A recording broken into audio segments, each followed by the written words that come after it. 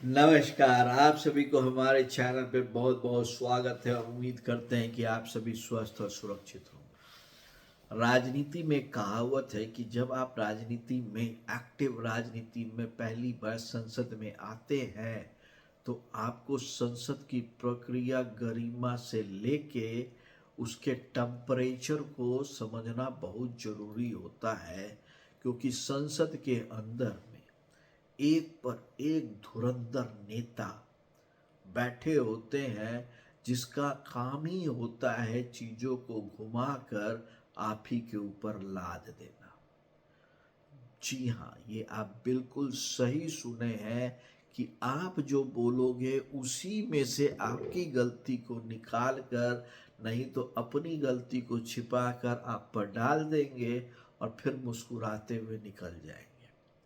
एकदम बिल्कुल यही हादसा कल प्रियंका गांधी जी वाड्रा जी के साथ में हुआ, क्योंकि जब वो भाषण अपना दे दी तो उनके पूरे साथीगण उनकी चापलूसी में टेबल तो बजा रहे थे और उस टेबल के चक्कर में वो बोलती तो चली गई, लेकिन उनके भाषण में कोई सब्सटेंस नहीं था।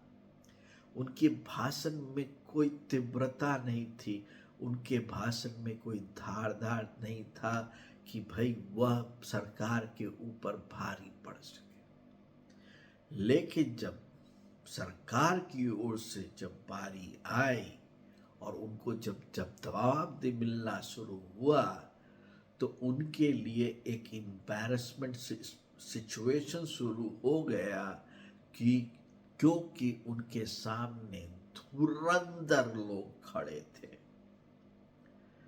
धुरंधर कहिए, और जब सुपर धुरंधर आए तो उन्होंने एक एक करके भाई बहन की जोड़ी को तार तार कर दिया। समझिए ये कि वो जो मुस्कुराहट थी, वह मुस्कुराहट भी जो आपकी थी वो कॉस्मेटिक थी। मुस्कुराहट कॉस्मेटिक, बैठने में असहज हो गई बहन प्रियंका वाड्रा जी, और जब बाहर निकली तो हंसते हुए बोलती हैं कि सबसे बोरिंग भाषण था। बात बिल्कुल सही कह रही थी।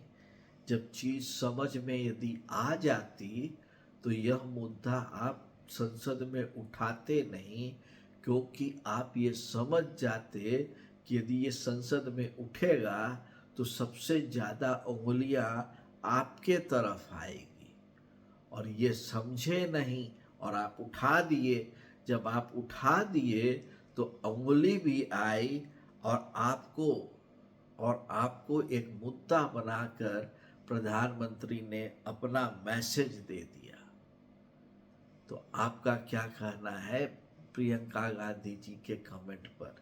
ये शर्मिंदगी बचाने वाला कमेंट था कि उनके ना समझ का कमेंट था या उनकी मजबूरी का कमेंट था? जरूर लाइक करें, सब्सक्राइब करें। तब तक के लिए आप सभी को बहुत बहुत धन्यवाद।